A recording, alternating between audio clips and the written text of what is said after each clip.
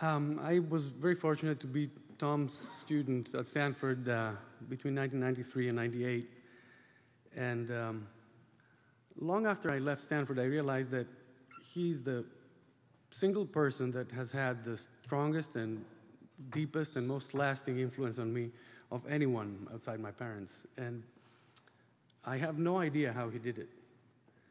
I've had many opportunities to chat with other students of Tom's, and it's incredible how different an experience each one of us has had from everyone else. So what I'll just like to say is a few words about my personal history with Tom and some of the things that I came to understand about him, because he really gave you a lot to think about, not just about the things he talked about, but about him.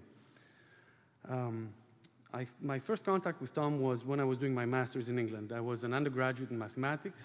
I hated all things applied, all things engineering, until I came across Tom's book. And it literally changed everything. For me, I decided to change paths completely to turn to information theory. And in my young arrogance, I just picked up the phone. I was in England at the time, in Cambridge, and I called him at Stanford. And I said, "Hi, so-and-so, and I'm doing a master's in pure mathematics, and I'm interested in the things you do, and I'd like to come study with you at Stanford." And he said, "Well, come by, and we'll have a chat." And I said, "Well, I'm in England." And he said, "Come by, and we'll have a chat." And I did. A few months later, over the Christmas break, I took a plane, I went, and we met. I was very excited, and this chat lasted about 5 or 10 minutes, no more. He said, "Great, come next year and we'll work together." And then I spent about 3 years being very upset with Tom. And this is the how did he do it part, because he really, I felt, paid no attention to me. He would never listen to the things I was excited about. On many occasions, he would start reading a newspaper while I was in the middle of a sentence. It's true, and maybe someone else has had that experience. He never suggested something to work on. It took a very long time before I realized that he knew very well what was going on with his students and the people around him. For example, we spent a whole year of these famous group meetings, and some of you here know this, discussing the capacity of the Pacific Ocean. Tom really wanted to figure out if you sat on a beach in California and splashed the water with your foot, how fast could you send a message to Japan? We really talked about this for a whole year, and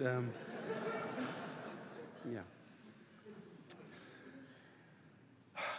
And when Sergio suggested I say a few words, I wanted to say a few words because I feel a tremendous debt of gratitude to him, and I've been so upset since the news of his passing that I couldn't bring myself to prepare something to say, and in the last couple of days I've just thought of some of the things that I figured out about Tom, and I'll tell you what they are. One is that I never asked him, but I think he spent a lot of time, he must have spent a lot of time picking out his shirts. He wore the coolest shirts. He had really cool shirts. Another thing I figured is that when you told him something and he responded to something else, it's not because he didn't listen or he didn't understand what you said. It's because he understood what you said.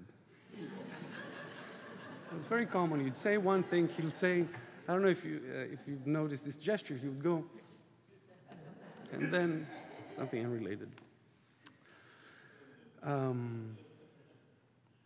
And the last thing I want to say is that Tom had the most sophisticated and also the most childish sense of humor. He told the most sophisticated, most childish jokes, and it was often the same joke.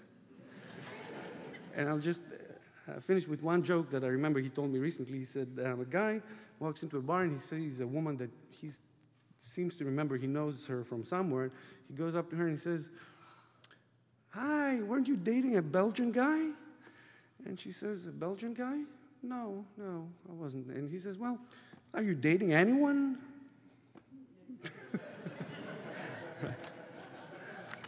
Thank you.